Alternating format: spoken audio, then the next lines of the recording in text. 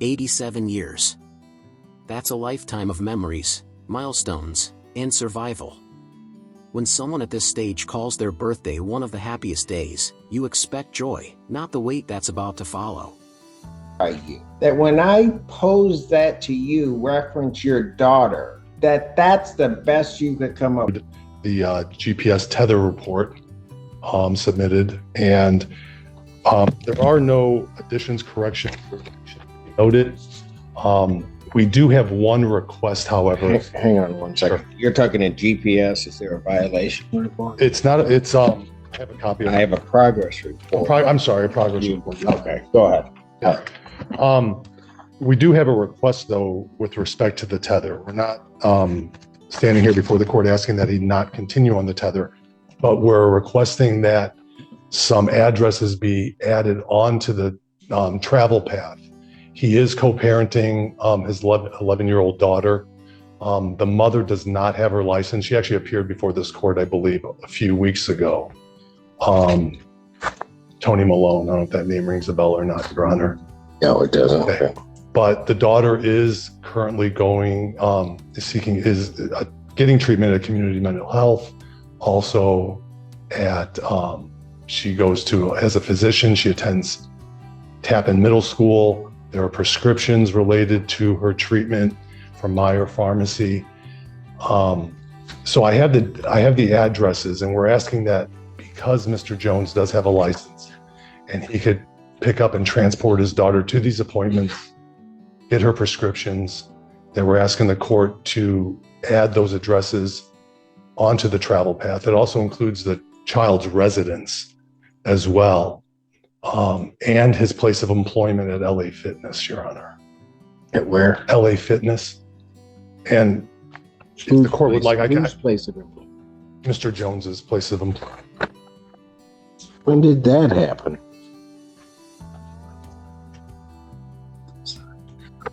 Your Honor, he's been, it's more of a side job there. It's he's a boxing coach there. He does personal training there. Okay. All right. Go ahead. I'll let you finish, and I'll tell you what I've got to say. Because that I've addressed the addresses. We would respectfully ask the court to add to the travel path with respect to the recommend. Well, so that you know, I cut the travel path entirely out, and I did that because he shouldn't be on. Okay.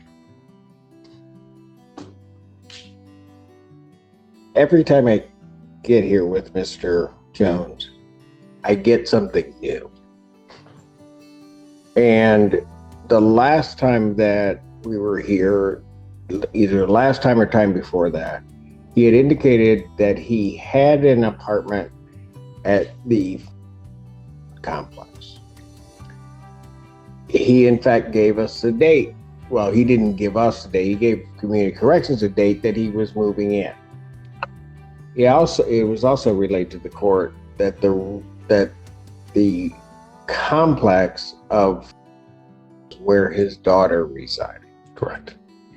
And so in trying to carve out, I did something very unusual in that, because he is not supposed to be in Ann Arbor, Saline, or Pittsfield Township.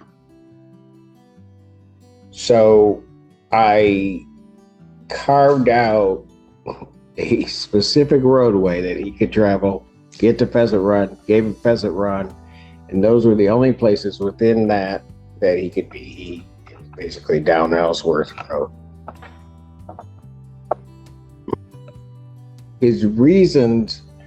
The reasons given for that was because that's where his daughter resided. Also, the reason was because he was going to be working in Canton. He was getting his employment transfer. Then find out, he reports to Community Corrections that he no longer has the apartment, which I wasn't clear on what happened there, but that he wasn't moving in. And not to interrupt the court, I could address that when the court's ready as to why. And then, so then I just closed that whole way in and just told him he could not be in Ann Arbor, Saline, or Pittsfield Township. Said nothing before ever about specific addresses, never said anything. That to me is as much a surprise as never again said anything about trying to get to one of the junior highs here or middle schools here. Nothing about that. And now that's the first time that I'm hearing it today, asking for a change in that. And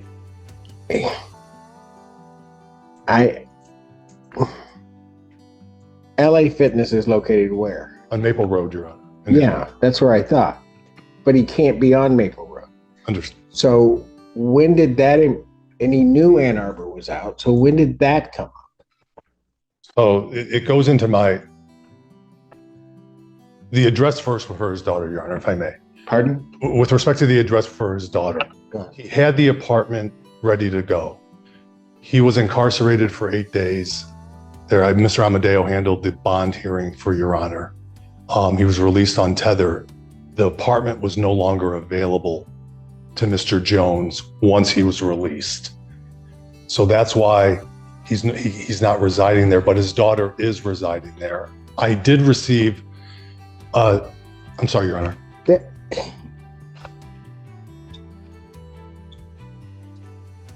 Had he deposited funds for the apartment? I mean, I don't know how that would occur. Because he specifically told us his move-in day. He was supposed to sign paperwork, and I believe the paperwork that he was supposed to sign, he was still incarcerated. He was not able to meet that deadline, and then released the apartment. Is that correct, Mr. Jones? And he lost the deposit. And he lost the deposit. Go ahead. What about the LA Fitness? Because that was never even mentioned, and it isn't contained on the as employment on the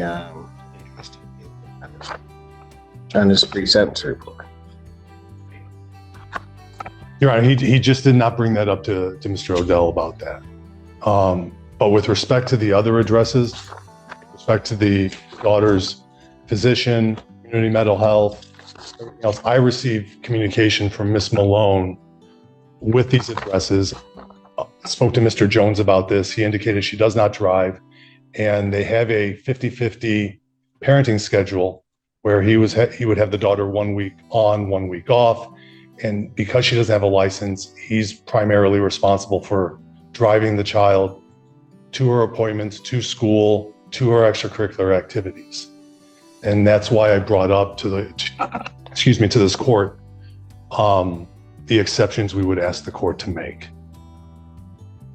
Ms. Valera, Yes, Your Honor. where did I have in my file a letter or something from Heather Moon? Yes, Your Honor. There was provided an updated victim statement. Got it. Right. And I received that as well from, You have. I have, and I've shared it with Mr. Jones, Your Honor. And Your Honor, with respect to the rest of the recommendation, there is no objection to the other terms and conditions of the recommendation. It's just these addresses that we're asking the court to grant him. How many addresses are we talking? May I approach, Your Honor? Well, With these, I mean, yeah, but I mean, how many are there? we have one, two, three, 4, 5 addresses, Your Honor. That would be within the no-go-to zone. They're in community mental health, which is on Ellsworth, South Grove Apartments, where the daughter resides, the Meyer Pharmacy on Carpenter Road, Pioneer High School, with the daughter has extracurricular activities, and Tappan Middle School, where she attends. Not right now. Not right now. She'll be starting in September. Do I have, let's deal with the employment thing first. Sure. Do I have anything that indicates he's employed there, even part-time side job, anything? Because that has not been reported to probation. So he has nothing with him today, Your Honor. He's a 1099 worker. I would ask the court that we have a review hearing in September. I think perhaps that would be the ideal time. Perhaps he can bring that back to Your Honor to show. But you're asking me for an exception to the exclusion zone. Well, I'm asking for the exception for those, including the employment, but he doesn't have any proof of employment today. So if Your Honor, if he doesn't have anything today and the court wants to address the employment in September, we could do that, or he can provide that to probation. I'm sure tomorrow he can provide that to probation, a copy of the 1099. This may sound routine, but it's not. A GPS tether isn't just tracking, it's a moving legal boundary. Any request to expand a travel path is essentially asking the court to trust the defendant again. And trust Anything else that he can get from LA Fitness to give to probation. Is there a court order regarding parenting? They do not have a court order, Your Honor. All I have is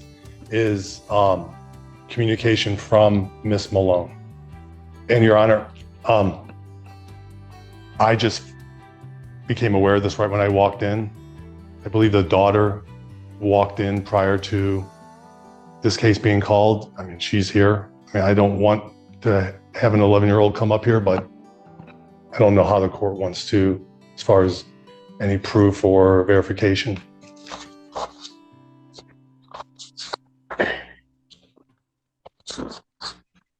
Ms. Polare, Your Honor, I just wanted to state, when I did the PSI with Mr. Jones on July 1st, the only income or employment, I should say, that he mentioned to me or reported was that he worked for Spark, which did the curbside pickup at Walmart and Sam's Clubs.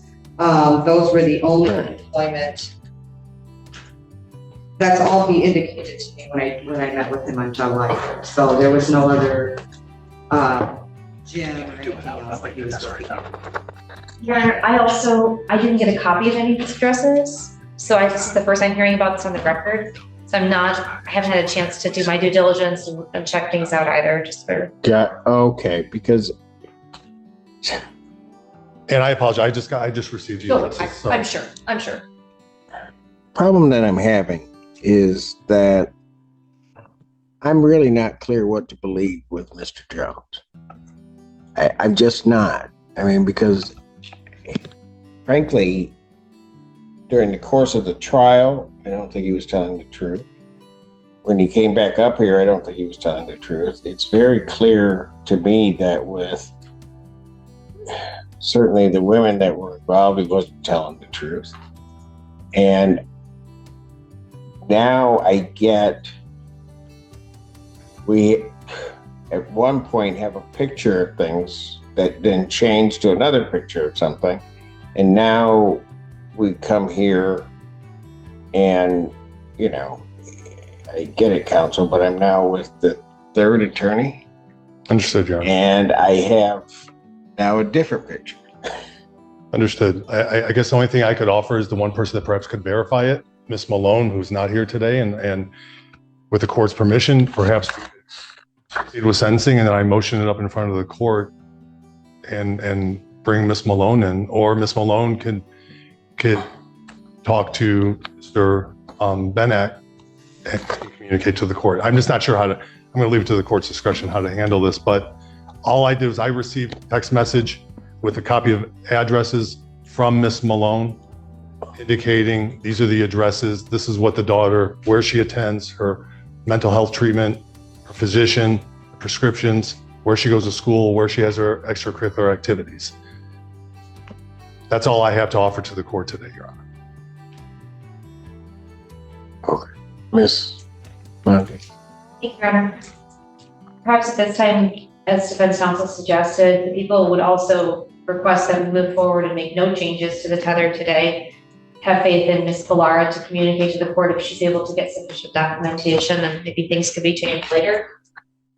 I guess that's one way of proceeding. I mean, I guess The people also shared the court's concerns because of the history of the case, the defendant's history before this court, and also it is the middle of July, so the concern about these school addresses being communicated. I understand that the defendant is being recommended for a 24-month term of probation, so eventually these children will be in school, but unless they're in summer school, they probably aren't right now.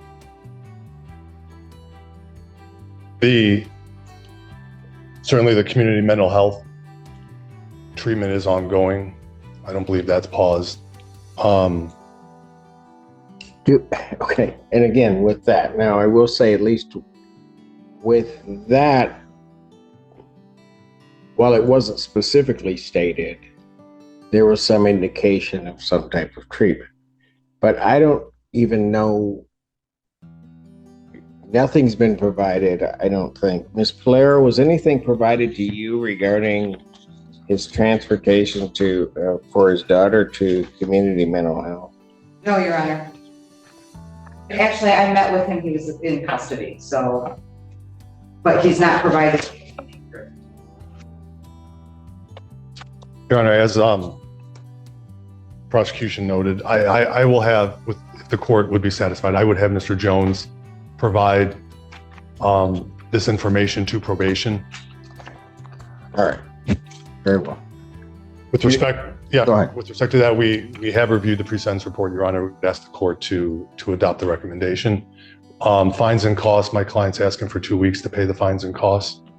And I don't know if you want to hear from my client at this time, or if you want to hear from, I know the victims submitted a victim impact statement. I don't know if they want to address the court, but my client would like to. Wish to address the court directly. Their written statement is sufficient. All right. They are present, however, the written statement that they provided. With the court's permission, my client has prepared a statement on his own. He'd like to read it to the court. I stand before you today with deep remorse and regret for my actions. I sincerely apologize to the victims for the stress and harm I caused by my actions and my bad choices. I understand that my actions were hurtful, inappropriate, and caused unnecessary anxiety. I take full responsibility for my behavior, recognize the effect it has had on the victims and their families. My actions were inexcusable, and I'm committed to making amends and ensuring that such behavior is not repeated. I'm truly sorry for the pain and disruption I've caused, and ask for the opportunity to demonstrate my genuine regret and commitment to a positive change. I'm rather amazed by you, the best I can put it. That's not necessarily a good amazement. I mean, the way that you just use women is just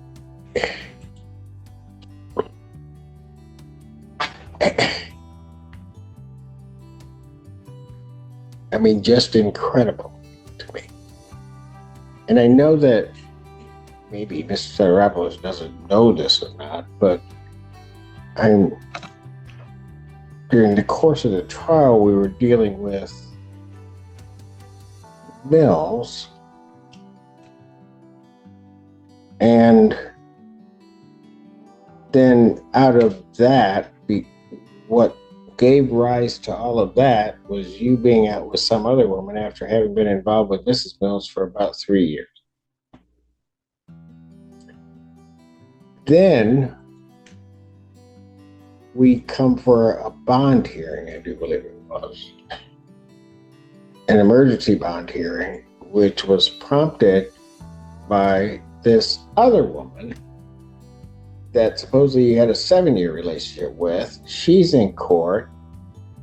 Somehow, it was very clear from the expression on her face that she got lied to about who Miss Mills was, because she was absolutely shocked.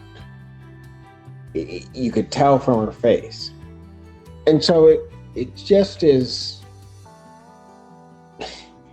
extraordinary to me that you would do this to all of these people.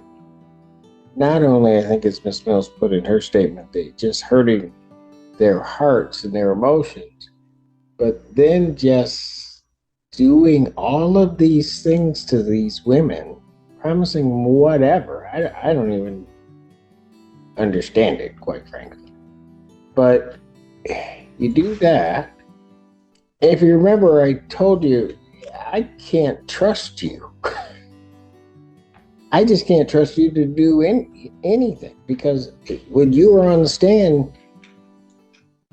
you were lying about what was going on then.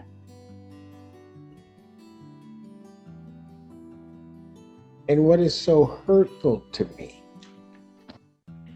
in a lot of ways is that you're raising a daughter. Mr. Jones, if somebody were to do what you've done to these women, to your daughter, what would your reaction be? I don't know. You don't? No, sir. Your Honor, I don't know. I would feel regret. What? Feel regret for that. Regret? Yes, that, maybe not give my daughter insight on looking out for people like myself. Just regret? Hurt.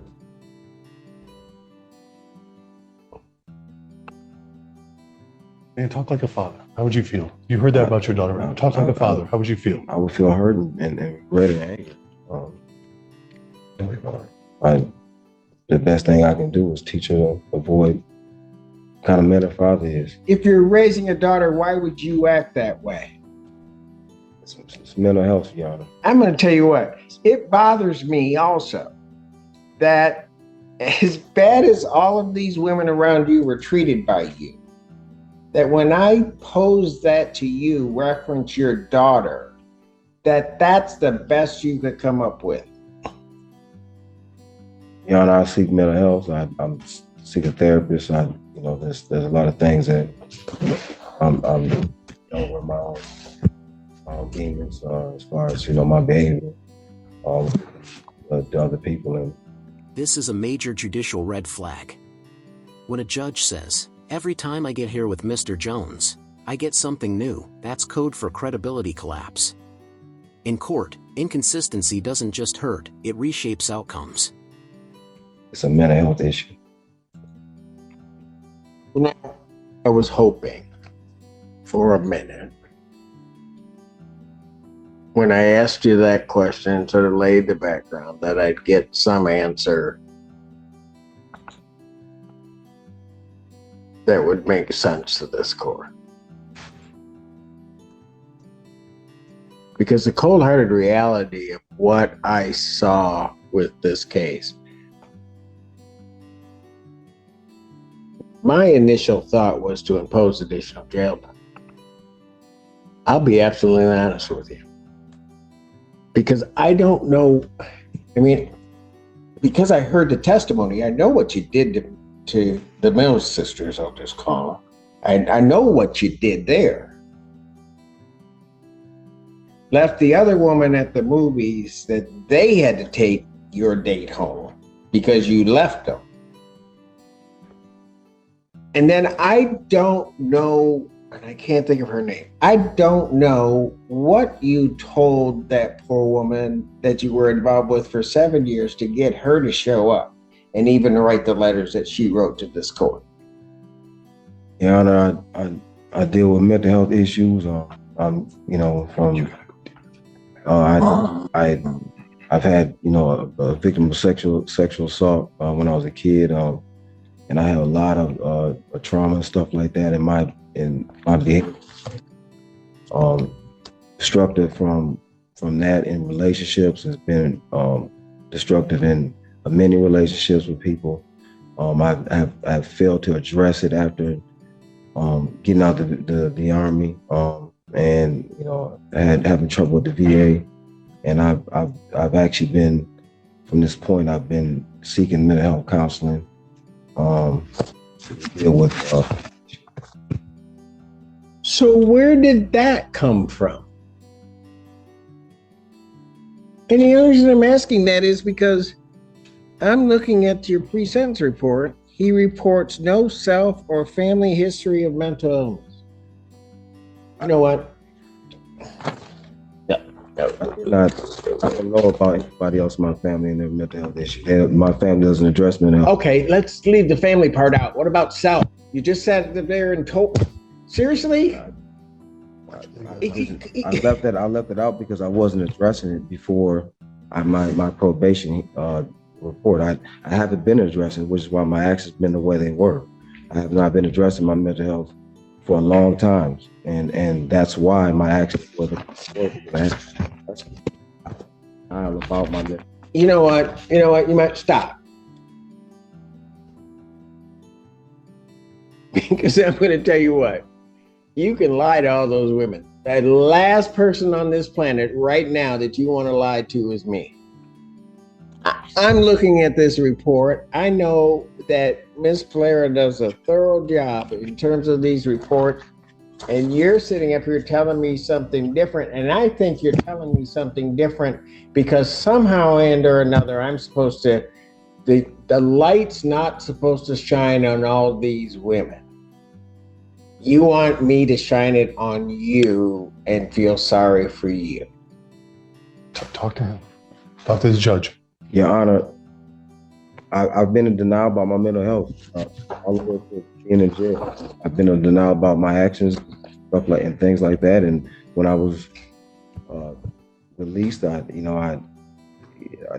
was told by my sisters I need to go see mental health and address my issues, and it was a tough thing for me to do. I've been fighting it. So where are you going now? If you are, it was on 124 Pearl or Street. It's in Ypsilanti. It's one of the mental health counseling that accept my insurance, and I have to do an intake and stuff like that. So you haven't gone. Your Honor, I'm filling out the paperwork and I have to turn it in, and I did, and I have to wait for them to intake. But I made the efforts to do that, and I'm waiting for them to respond and when I can come in and my therapist will be. Are you going to therapy? Are you gonna go? So when did you go do that? I did it online and filled out the paperwork. It was 9 pages, and I submitted it in. I contacted my IHA. Where is it? It's in Ypsilanti. It's 124 Pearl. It's a group. It's called. Can't remember right off the top of my head. I can look at my phone, but I don't want to. I know I can't do that. But it's a mental health counseling right in Ypsilanti. It takes Medicaid. And okay, let's see if that's even the truth. Go get your phone, figure out what it is. Miss Polera, get a release so we can fax it over to him. I want to see if he even signed up for it. I'm going to pass them. They have the documents. I don't have them. They what? They have the documents. I don't have them. I submitted them in online. Okay, but we need to know where it is. In 124 Pearl Street, Integrative Empowerment Group. It's 124 Pearl Street, Ypsilanti, Michigan. You got a phone number? Get it to Miss Polera. Don't give it to me. Get it to Miss Polera. Miss Polera, can you get a release from him signed so we can at least see if online he submitted the form? They told me they'll get with me when it goes through empowerment interrogate. Right. That's the I'll have to go. But while we do that, so that these other people don't have to wait for this to pass, I'm going to pass the matter. Thank you. Is he in or not? Are you in or not in? I submitted. I'm not in yet. They have to review my paperwork, and then they'll get a hold of me. I don't know who does that. I'm passing this matter. You can go back and sit down, Mr. Jones, because right now this recommendation in my head is changing. The record should reflect that we had a in-chambers conference on this case. And what I'm going to do is I'm going to adjourn the sentencing in this matter to August 5th. August 5th, 2024 at 1 p.m. Defendant and your counsel can explain that with you in detail. The other thing is that with reference to these addresses that were given, I'm going to need some verification or proof, and I explained that also to your counsel. And that'll be emailed to Ms. Polaire as well, Your Honor, the Yes. verification. And Your Honor, if I heard you correctly, I believe you said enroll in and begin therapy. I think because of the tether may be problematic, but that maybe he brings in proof that he's enrolled. Enrolled in it. Yep, okay. And if it were to begin and there needed to be an exception to